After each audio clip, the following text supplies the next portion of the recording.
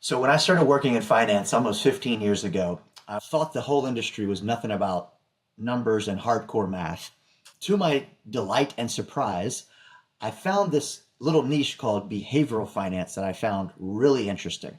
And there's this author named Carl Richards that wrote a book called The Behavior Gap. And this is the first book I ever read that really informed how I think about behavior and psychology and how we invest. Hi, my name is Kurt. I'm a certified financial planner, and on this channel, we talk about aligning your money and your meaning. So if you've ever looked at an investment in your account and you thought, what was I thinking? You're not alone, because the truth is, most of us are our own worst enemies when it comes to money. So today we're going to dive into Carl Richards' book, The Behavior Gap, to uncover why it happens and, more importantly, how to stop it. So stick around. By the end of this video, you'll have some practical tools to avoid costly mistakes and build real wealth for the future.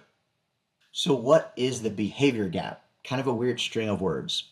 How Carl Richards defines it as the difference between the returns of your investments and the returns you actually receive. Or in other words, what a mutual fund, stock, or ETF returned versus what you actually returned.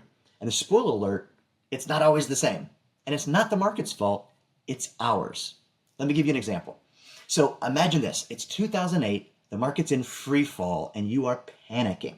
You sell everything at the bottom, convinced the world is ending, but by 2010, the market's climbing again and you are kicking yourself for missing out on that recovery. That emotional reaction, selling low, buying high, the opposite of what people say you're supposed to do, created a gap between what your investments could have done if you stayed the course and what actually happened.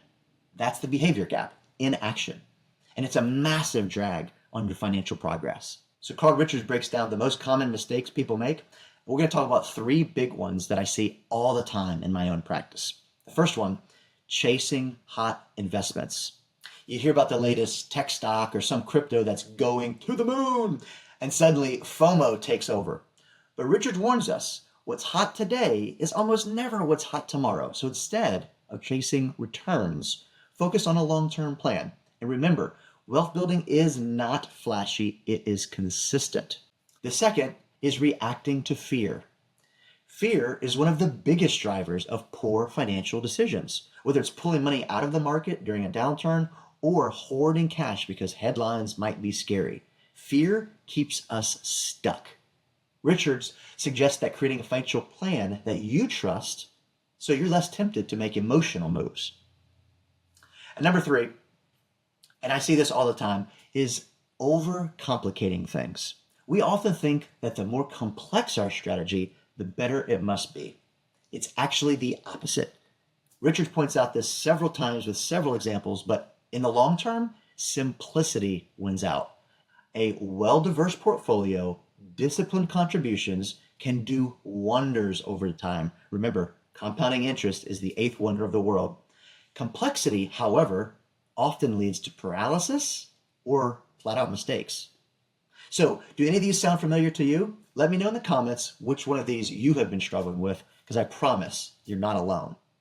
So here's a few of the most common traps that people fall into that create that behavior gap. But how do we avoid this behavior gap? So Richard emphasizes a few key takeaways. First, you have to know your goals. Align your financial plan with what matters most to you. It's way easier to stay the course when your money is tied up with your values or your purpose.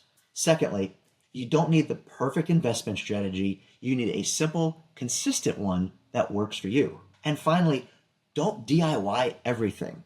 This is where an estate attorney, a CPA, a business consultant, a financial planner, all can be helpful to make sure your big picture is clear and can help you avoid making emotional decisions, stay focused on what matters.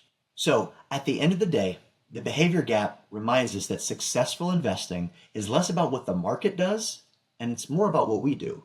When we understand and can manage our own behaviors, we close that gap.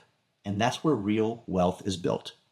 If you found this video helpful, give it a like and share it with someone who needs to hear the message. And if you want to learn about aligning your money and your meaning, hit subscribe button for weekly videos.